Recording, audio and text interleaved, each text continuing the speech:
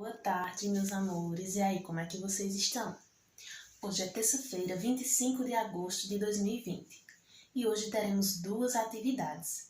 Uma de natureza e sociedade e outra de artes. Eu vou explicar para vocês agora.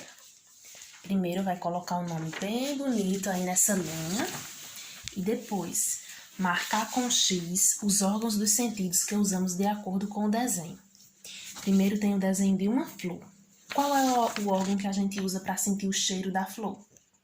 O nariz, né? Depois vem a televisão.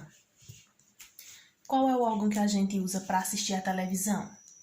A visão, não é verdade? Depois vem o doce.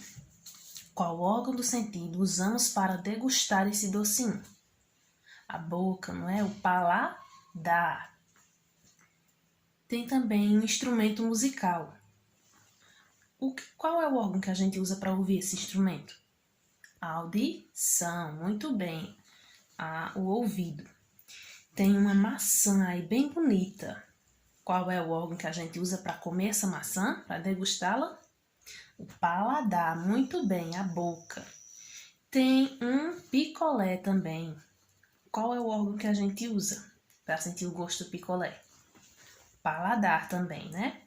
E por último, tem aí um perfume. A gente sente o cheiro do perfume com qual órgão? Isso, muito bem, o nariz, o olfato. A próxima atividade é de artes, né? Aí vocês vão colocar o nome de vocês também bem bonito aí.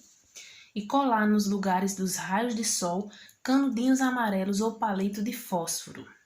Tá certo? Nos raios do sol, colar canudinhos de palito de fósforo ou canudinhos amarelos.